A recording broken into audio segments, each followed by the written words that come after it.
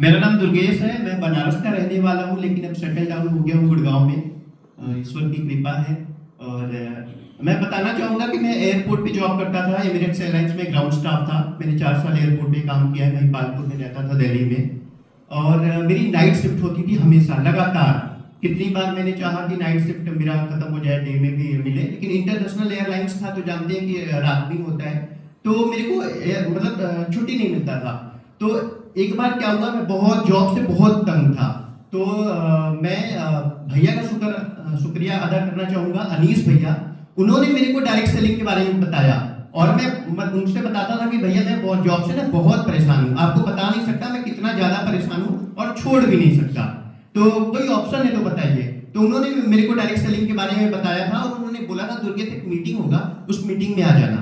और हालांकि मैंने सोचा ठीक है आएंगे, लेकिन जॉब से छुट्टी कहाँ मिलती है। मैंने बोला, मतलब 2 महीना बीत गया, भैया बुलाते रहे, और मैंने कहा कि आता हूँ किसी दिन टाइम निकाल के। त्यागराज स्टेडियम में एक फंक्शन हो रहा था किसी कंपनी का, और वहां मैं गया था, और वो अवार्ड फंक्शन था। एक तो मेरी हाइट बहुत लंबी है, और 10,000 लोग का भीड़, और ऊपर से बाहर का भी भीड़। तो मतलब स्टेज पे क्या चल रहा था मेरे को ऐसे ऐसे देखना पड़ रहा था, मतलब दिखाई नहीं दे रहा था। फिर अंतिम में मैंने बोला दुर्गेश इसको छोड़ दे और तू निकल जा बाहर ये भीड़ से। वही सीढ़ी पे बैठा, और मैं लोगों को देख रहा था कि ये 10,000 लोग जो अंदर हैं, और 10,000 क्या मतलब खचाखच भरा हुआ था, और उससे ज्यादा लोग बाहर थे। तो मैंने कहा दुर्गेश ये सारे क्या पागल हैं क्या, तू कब समझेगा, लग रहा है तो तेरे लिए यही बना है, अब तू शुरू कर दे। और आप बिलीव नहीं करेंगे, मैंने इंस्टेंट जॉब छोड़ दिया और डायरेक्ट सेलिंग स्टार्ट किया। और डायरेक्ट सेलिंग में बहुत अच्छा रहा। कोरोना आ गया, तो कोरोना के बाद मतलब मैंने बंद कर दिया, और 4 साल मेरा डायरेक्ट सेलिंग में गैप रहा।